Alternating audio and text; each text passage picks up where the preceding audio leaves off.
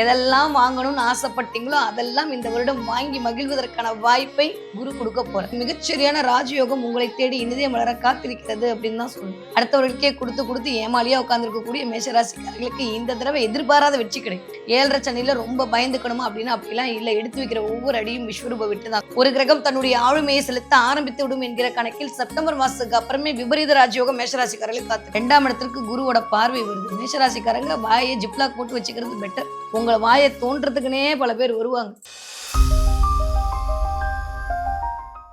உலகெங்கும் உள்ள ரெட்ரோ ஆன்மீகம் நேயர்களுக்கு வணக்கம். நான் உங்க வித்யா கார்த்திக். தொடர்ந்து ஒவ்வொரு மாதம் எனக்கு எப்படிலாம் இருக்குன்ற மாதிரி நிறைய ராசி பலன்கள் பார்த்துக்கிட்டே வரோம். நீங்களும் நிறைய ஆதரவு கொடுத்துட்டே வரீங்க. அதை தொடர்ந்து இந்த வருடம் 2026வது வருடம் பிறக்கவிருக்கக்கூடிய பராபவ வருட தமிழ் புத்தாண்டு ஒவ்வொரு ராசிக்காரர்களுக்கும் எப்படியெல்லாம் இருக்க போகுது, என்னவெல்லாம் பண்ண போகுது, மாச பலனை தாண்டி இந்த வருஷ பலன் ரொம்ப இம்பார்ட்டண்ட்டா, அதுவும் தமிழ் புத்தாண்டு ரொம்ப முக்கியமா அப்படின்னு பார்த்தா 100 விழுக்காடு என்னை பொறுத்த வரைக்கும் ஆமா. நான் ஏற்கனவே சொன்ன மாதிரி ஆங்கில புத்தாண்டு அப்படின்றதெல்லாம் சும்மா. தமிழ் புத்தாண்டு தான் அக்யூரேட்டா என்ன நடக்க போகுது, உலகம் எப்படி இருக்க போகுது, நமக்கு என்ன மாதிரியான வாழ்வியல் இருக்க போகுது. ஏன்னா சூரியனுடைய பெயர்ச்சியை வைத்து தான் நம்ம மாத பலன்கள் கணித்துட்டே வரோம் இல்லையா? அப்ப சூரியனுடைய நகர்வு இந்த 12 மாதங்களுக்கும் 12 இடங்களுக்கு போயிட்டு வர்றது தான் ஒரு புத்தாண்டு முடியக்கூடிய கால அளவு. அப்ப தமிழ் புத்தாண்டின் வழி நம்ம கணிக்கக்கூடிய கணிப்பு அப்படின்றது மினிமம் ஒரு 30லிருந்து 40 விழுக்காடு நமக்கு ஒத்துப்போவதாக இருக்கும். மற்றவை எல்லாம் உங்க சுயஜாதகம் தான் இம்பாக்ட் பண்ண போகுது. அந்த வரிசையில பார்த்தோம்னா இந்த தடவை பராபவ வருடம் பிறக்க காத்திருக்கிறது. பராபவ வருடம் ஒவ்வொரு ராசிக்காரர்களுக்கும் இந்த பராபவ வருடம் என்னவெல்லாம் கொடுக்க போகிறது, என்ன காத்திருக்கிறது, இதுல நான் கவனமா இருக்கணும். இந்த வருஷமாவது நான் நினைச்சதெல்லாம் வாங்கிடுவேனா, இந்த வருஷம் ஏதாவது ஒரு ஸ்பெஷல் மூமெண்ட் இருக்கா அப்படின்னு பார்த்தோம்னா எஸ், 1 2 அப்படின்ற மாதிரி ஒரு 3 ஸ்பெஷல் மூமெண்ட் இந்த வருடம் உங்களுக்குன்னு காத்துட்டு இருக்கிறது. ஆமா, எப்பயுமே நம்ம எல்லாத்தையும் விட்டுட்டு இந்த சனி பயிற்சி, குரு பயிற்சி, ராகு கேது பயிற்சி இதுகள் வரும்போது மட்டும் ஓரளவுக்கு ரொம்ப ஆர்வத்தோடையும் ரொம்ப ஈகரா நம்ம ராசி பலன் பார்ப்போம். ஏன் அப்படின்னா அதெல்லாம் வருட கிரகங்கள்னு சொல்லக்கூடிய அமைப்பு. ஒரு வருடத்திற்கு மேலாக ஒரு இடத்துல இருந்து கொண்டு மனிதனுடைய வாழ்வியலை இயக்கக்கூடிய ஒரு காரணியாக அமையப்பெற்றவைதான் இந்த வருடக்கோள்கள். இந்த வருடக்கோள்களுடைய பெயர்ச்சி அப்படின்றது அந்த வருடம் அவர்களுக்கான வாழ்வில் ஏதோ ஒரு நல்லவையோ இல்லை ஏதோ ஒரு மைனஸையோ இண்டிகேட் பண்ணுது அப்படின்றதான் உண்மை. அந்த வகையில பார்த்தோம்னா இந்த தடவை 12 வருடத்திற்கு அப்புறமாக குரு தன்னுடைய உச்ச வீட்டை நோக்கி அமரப் போகிறார். எப்போ? ஜூன் மாதம் 1ஆம் தேதி. ஸோ இந்த தடவை பராபவ வருடத்தில் குரு பயிற்சி இருக்கு. அதை தாண்டி டிசம்பர் மாதம் 5ஆம் தேதி ராகு கேதுக்கள் தன்னுடைய இடங்கள்ல இருந்து இறங்கி வரப்போறாங்க. 11ஆம் வீட்டில் இருக்கக்கூடிய ராகு காலபுருஷனுக்கு 11ஆம் வீட்டில் இருக்கக்கூடிய ராகு அப்படியே இறங்கி மகரத்தை நோக்கியும், சிம்மத்தில் இருக்கக்கூடிய கேது அப்படியே மேலே ஏறி கடகத்தை நோக்கியும் தன்னுடைய இருப்பை நிறுத்தி கொள்ள போகிறார்கள். அந்த மாதிரி குரு 12 வருடங்களுக்கு அப்புறமாக தனக்கு பிடிச்ச உச்ச வீடான கடகத்தில் அமரப் போகிறார். அமர்ந்து அவர் பார்க்கக்கூடிய பார்வை என்பது கிட்டத்தட்ட 6ஆம் இடம், 8ஆம் இடம், 10ஆம் இடத்தை இயக்க போறார். வேலை, தொழில், திடீர் அதிர்ஷ்டம் எல்லாத்தையும் உலக மக்களுக்கு கொடுக்க குரு தயாராகிட்டார். ஓகே, அதை தாண்டி இன்னொன்று இருக்கு ஜோதிடத்துல ரொம்ப சிறப்பான விஷயம். குரு கேது எப்பொழுதெல்லாம் இணைகிறதோ அப்ப கேள யோகம் உண்டாகும். What is the meaning of கேள யோகம்னா கோடீஸ்வர யோகம் வரும். அப்ப குரு இருக்கக்கூடிய 4ஆம் இடத்துல கடகத்தை நோக்கி கேது தன்னுடைய இருப்பை செலுத்த போறாரு. எப்போ? டிசம்பர் மாசம். அந்த டிசம்பர் மாசத்துல இருந்து அந்த கேள யோகம் அப்படின்றது எகெயின் குருவுடைய பயிற்சி சிம்மத்துக்கு வர வரைக்கும் நிகழப்போகிறது. இந்த மாதிரியான ஒரு சூப்பரான ஃபென்டாஸ்டிக்கான ஒரு அமைப்போட இந்த பராபவ வருடம் இனிதே பிறக்க காத்திருக்கிறது. ஸோ கோச்சாரத்தெல்லாம் நம்ம பார்த்தாச்சு. இப்போ ஒவ்வொரு ராசிக்காரர்களுக்கும் என்னவெல்லாம் செய்ய போகிறது, என்ன மாதிரிலாம் இருக்க போகுது, இந்த ஒரு வருடம் நான் நினைச்சதெல்லாம் வாங்கிடுவேனா அப்படின்னு வாங்க பார்க்கலாம். தன்னுடைய விடாமுயற்சியால் விஸ்வரூபம் எடுக்க காத்து கொண்டிருக்கும் என் மனதிற்கு பிடித்த மேஷ ராசிக்காரர்களுக்கு இந்த தமிழ் புத்தாண்டு எப்படி இருக்க போகுது, என்னவெல்லாம் செய்ய போகுது. ஆல்ரெடி 7.5 சனி வேற சொல்றாங்க, தமிழ் புத்தாண்டு பிறக்குதுன்றாங்க. நீங்க பல வீடியோல வேற யாருக்கும் தெரியாம போய் பார்த்துட்டு வந்துட்டோம் வேற சேனல்ல. நீங்களும் சூப்பர்ன்றீங்க. உங்களுக்கு நீங்க என்ன சொல்வீங்க தான் வெயிட் பண்ணிட்டு இருக்கேன் அப்படின்னு சொல்லக்கூடிய என்னுடைய ரெட்ரோ மக்களுக்கு என்ன சொல்லணும் அப்படின்னு பார்த்தீங்கன்னா, இந்த தடவை ஃபென்டாஸ்டிக்கான டைம் பீரியட். ஒரு 28 வருடத்துக்கு அப்புறம் ஒரு நல்ல காலம் பிறக்குது. நான் குடுகுடு பொருட்டை எடுத்துட்டு வரல, அவ்வளோதான். அந்த அளவுக்கு மேஷராசிக்காரர்களுக்கு மிகச்சரியான ராஜயோகம் இனிதே மலர காத்திருக்கிறது. இதுவரைக்கும் இல்லாத அளவுக்கு தொழிலதிபரா மாற போறீங்க. வீடு, மனை, வண்டி, வாகனம் வாங்குவீங்க. உங்களுக்குன்னு ஒரு உடைமை வாங்க போறீங்க. உங்களுக்குன்னு ஒரு போனு, உங்களுக்குன்னு ஒரு காரு, உங்களுக்குன்னு ஒரு வீடு, உங்களுக்குன்னு ஒரு லேண்டு, உங்களுக்குன்னு ஒரு கம்பெனி, உங்களுக்குன்னு எதெல்லாம் வாங்கணும்னு ஆசைப்பட்டீங்களோ, அதெல்லாம் இந்த வருடம் வாங்கி மகிழ்வதற்கான வாய்ப்பை குரு குடுக்க போறார். நெறைய மேஷராசிக்காரர்களுக்கு தடைகள் நிவர்த்தியாக போகுது. 10ஆம் இடம் வழுக்க போகுது. எப்பயுமே இந்த 6, 10 தாங்க மேஷத்துக்கு பிரச்சனையே. அதுதான் பிரச்சனை தரக்கூடியது இந்த புதனும், சனியும் மட்டும் தான். அவங்க வந்து இயல்பாகவே ஆக்குபை பண்ணிக்கிற இடம் 6ஆம் இடமும், 10ஆம் இடமும் தான். இந்த இடத்த அந்த இடத்துலலாம் குரு பார்க்க போறாரு அப்படின்றபோது, ஆல்மோஸ்ட் மிகச்சரியான ராஜயோகம் உங்களை தேடி இனிதே மலர காத்திருக்கிறது அப்படின்னு தான் சொல்லணும். 8ஆம் இடத்த குரு பார்க்கும்போது திடீர் அதிர்ஷ்டம் உருவாகும். ஏன்னா 8ஆம் இடம்ன்றது வம்பு, வழக்கு அதெல்லாம் தாண்டியும் சுபத்துவமாக பார்க்கும்போது சுபம் தான் நடக்கும். திடீர் திடீர் நடக்கக்கூடிய விளைவுகள், திடீர் திடீர் நடக்கக்கூடிய விஷயங்கள், லாட்டரி சீட்டு, யோகம், புதையல், அதிர்ஷ்டம், மறைமுக ஞானம், இறையருள் கடாட்சம், தெய்வ நம்பிக்கை, தெய்வீகத்தை உணர்தல், தெய்வத்தோடு பேசுதல்னு மேஷராசிக்காரங்க வேற லெவல் இறங்கி வேலை செய்ய போறீங்க. அந்த அளவுக்கு அதிர்ஷ்ட காற்று வீச போகிறது. 10ஆம் இடத்திற்கு குருவோட பார்வை. வேலை வேலைன்ற இடத்துல யாரெல்லாம் பிரச்சனையில இருந்தீங்களோ, யாருக்கெல்லாம் வந்து வேலையால் மன வருத்தம் இருந்ததோ, எனக்கு வயசாயிடுச்சு 40 வயசு ஆயிடுச்சு, 50 வயசு ஆயிடுச்சு, இன்னும் நிலையா ஒரு இடத்துல இருக்க முடியல, ஒரு 4 காசு சம்பாதிக்க முடியலன்னு தவிக்கிறீங்களோ, அத்தனை மேஷராசிக்காரர்களுக்கும் இந்த வருடம் சிறப்பான வேலை அமைய காத்திருக்கிறது. வேலையா தொழில் அதிபராவே ஆகப் போறீங்க. அந்த அளவுக்கு மேஷராசிக்காரர்களுக்கு ஆளுமை பண்பு அதிகரிக்கும். 12ஆம் இடங்கள்ல போய் குருவோட பார்வை கடல் கடந்து போவதற்கான வாய்ப்புகள் கிடைக்கும். உங்க தொழில கடல் கடந்து விரிவுபடுத்துவீங்க. செலிபிரிட்டி யோகம் கிடைக்க போகுது.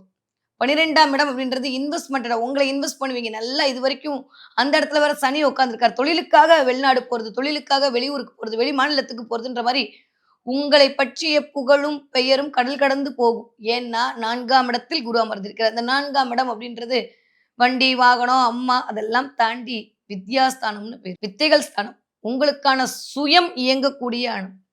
நீங்க யோசிக்கிறீங்கல்ல, உங்க மனம் அதுதான் 4ஆம் இடம். நீங்க நினைக்கிற நெனப்பெல்லாம் இந்த தடவ சக்சஸ் ஆகப்போகுது. இதுவரைக்கும் நீங்க எனக்குன்னு ஒண்ணு வேணும், எனக்குன்னு ஒரு சாம்ராஜ்யத்த உருவாக்கணும்னு யூசுவலி மேஷம் நினைக்காது. அடுத்தவர்களுக்கே குடுத்து, குடுத்து ஏமாளியா உட்கார்ந்திருக்கக்கூடிய மேஷராசிக்காரர்களுக்கு இந்த தடவ எதிர்பாராத வெற்றி கிடைக்கும். எனக்கு தெரிஞ்ச இந்த தடவ மேஷராசிக்காரர்களுக்கு என்ன சந்தோஷம் தெரியுமா நான் ஃபீல் பண்றேன்? செல்ஃப் அனலைன்மென்ட் நடக்க போகுது. உங்களுக்குள்ள இதுவரைக்கும் இல்லாத அளவுக்கு சுயத்தை பற்றிய தேடல் அதிகரிக்கும். எங்க எத பண்ணா சரியா இருக்குன்ற கிளாரிட்டிக்குள்ள வருவீங்க. நமக்கு நம்ப தான் அடுத்தவங்க யாரும் நம்மளுக்கு ஒண்ணும் பண்ண மாட்டாங்கன்ற தெளிவு செல்ஃப் கான்ஃபிடென்ட் வரும். ஏற்கனவே மேஷம் அப்படிதான். எங்க குதிக்கிறோம்னு தெரியாம குதிக்கும். இந்த தடவ எங்க குதிக்கிறோம்னு தெரிஞ்சு குதிப்பீங்க. தெரியாம குதிக்கும்போதே ஜெயிச்சுட்டு வெளில வரீங்கன்னா, தெரிஞ்சு குதிக்கும்போது சும்மாவா விட்டுருவீங்க? பட்டைய கெளப்புவீங்க இந்த தடவ மேஷராசிக்காரங்க. மேஷராசிக்காரர்களை பொறுத்தவரைக்கும் இந்த தடவ அது ஆணாக இருந்தாலும் சரி, பெண்ணாக இருந்தாலும் சரி, குழந்தையாக இருந்தாலும் சரி, 50 வயது, 60 வயது யாரை கடந்தவர்களா இருந்தாலும் சரி, இந்த தடவ ஒரு சுறுசுறுப்பு. ஆனா, அதே சமயம் விரயத்துல சனி இருக்காரு. முதல் ஒரு 3 மாதங்கள் சுப விரயங்களாக நடக்கும். விரயம் எட்டி பார்க்கும். சேமிப்பேனான்னு கேள்வி கேட்டீங்கன்னா, என்கிட்ட ஆன்சர் இல்ல. ஆனா, ஒருவேளை 8ஆம் இடத்த குரு பார்க்கறனால சேமிப்பு பண்ணணுன்ற எண்ணம் உங்களுக்கு வரும். உங்களுடைய சுயஜாதகத்தில் 8ஆம் அதிபதின்னு சொல்லக்கூடிய செவ்வாய் எங்க இருக்காரு? அவர் சேமிக்கிறதுக்கு உங்களுக்கு ஹெல்ப் பண்றாரா? இல்லையான்றத பொறுத்து, இல்ல உங்களுடைய 8ஆம் வீடான அந்த அமைப்புல லக்னத்துல இருந்து அது எங்க இருக்கு? அது என் ராசிநாதன் யாரு? அவர் எங்க உட்கார்ந்திருக்காரு? யாரால் பார்க்கப்படுறார்? இவ்ளோ இருக்கு. எல்லாம் சேர்ந்து தான் பணம் சேமிப்புன்றத பத்தி யோசிக்க முடியும். ஏன்னா, எப்பயுமே ஒரு விஷயம் சொல்றேன். 7 சனியில முதல் 2 வருஷம் சனி நெறைய குடுப்பாரு. பால போடுவாரு. அடி, அடி, அடின்னு அடிக்க விடுவாரு. அதுக்கப்புறம் தான் டாஸ் பாலா போடுறது, யாக்கரா போடுறதுலாம் அப்புறம் தான். முதல்ல போட்டு அடிக்க விட்டுட்டு அப்புறம் தான் வேலையே பார்ப்பாரு. அதனால இந்த தடவ நெறையா தன்னம்பிக்கை அதிகரிக்கும். வார்த்தையில மட்டும் கவனமா இருக்கணும். 2ஆம் இடத்திற்கு குருவோட பார்வை வருது. மேஷராசிக்காரங்க வாய ஜிப்லாக் போட்டு வச்சுக்கிறது பெட்டர். உங்கள வாய தோண்டுறதுக்குன்னே பல பேர் வருவாங்க. நெறைய கண்ணு படக்கூடிய அமைப்பு மேஷராசிக்காரர்களுக்கு இந்த தடவ பயங்கரமா இருக்கும். 6ஆம் இடத்திற்கு குரு பார்வை 10 நாள் சத்ரு சம்ஹார நாசம் பண்ணிடுவாரு. ஆனா, குரு பார்க்குற இடத்த விரிவுபடுத்துவாருன்னு ஒரு பழமொழி இருக்கு. குரு வந்து பார்க்கும்போது அந்த இடத்த எக்ஸ்பேண்ட் பண்ணி விடுவாரு. அப்ப என்ன ஆகும்னா, நெறைய எதிரிகளை, மறைமுக எதிரிகளை மேஷராசிக்காரர்களுக்கு இந்த உருவாக்குவார். அப்ப என்ன அர்த்தம்? நீங்க சூப்பரா இருக்க போறீங்கன்னு அர்த்தம். அதனால தான் மறைமுக எதிரிகள் வராங்க. ஸோ நெறையா வந்து தொழில் மூலமாக இதுவரை இருந்த தடைகள் நிவர்த்தியாக போகுது. அதே சமயம் உடல் ஆரோக்கியத்தில் மிகுந்த கவனம் தேவை. மேஷராசிக்காரங்க கண்டிப்பாக வயிறு சம்பந்தப்பட்ட பிரச்சனை வந்தே தீரும். இது வந்து இன்பில்ட் ஒண்ணுமே பண்ண முடியாது. காலு, வயிறு இது 2யும் இந்த தடவ நீங்க பார்த்துக்கணும். பெண்களா இருக்க பட்சத்தில உங்களுடைய கர்ப்பப்பைய கொஞ்சம் சுத்தமா பார்த்துக்கணும். ஏன்னா 4ஆம் இடம்லாம் கர்ப்பப்பைய சொல்லக்கூடிய இடம் தான். அங்க வந்து குரு உட்கார போறாரு.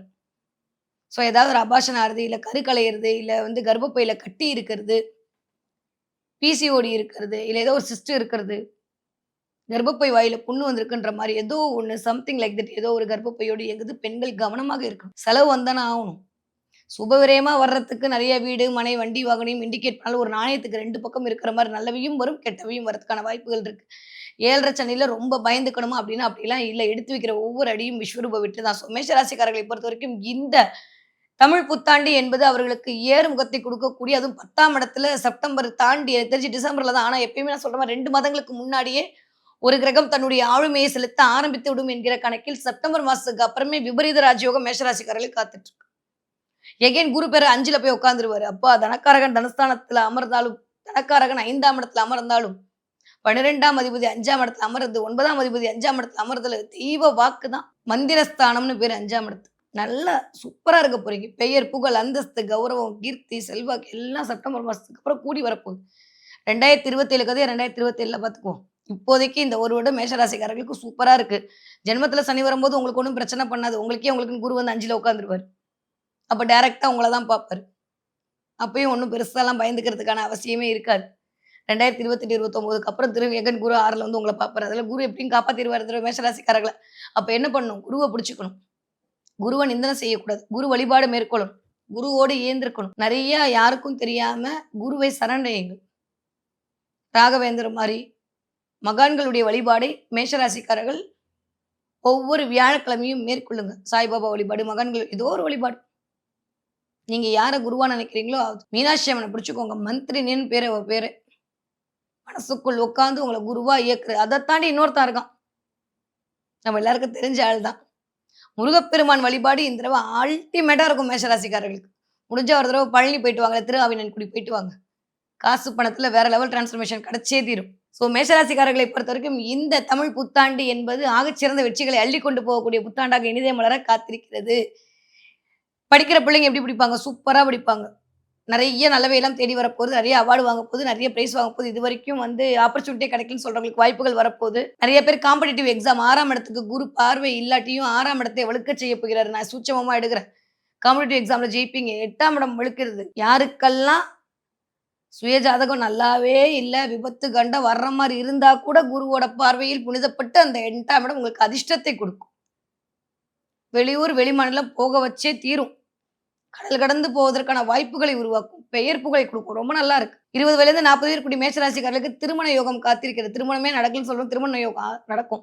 குழந்தை பிறப்புக்கு சூப்பரா அருள் பாவனை செய்ய போறார் குரு. நெறைய நல்லவையெல்லாம் கூடி வரப்போகுது. நெறைய மாமனார், மாமியார் வகையில ஒரு சொத்து பிரிவு, சொத்து சேர்க்கை வருவதற்கான வாய்ப்புகள் உண்டு. இடம் கிடைக்கும். நெறைய உங்க தொழிலை விரிவுபடுத்துவீர்கள். 12ஆம் இடத்திற்கு குருவோட பார்வை. ஒண்ணு முடிஞ்சு ஒண்ணு ஆரம்பிக்கிறது. ஏதோ ஒண்ணு நியூ பிகினிங் ஸ்டார்ட் பண்ண போறீங்க.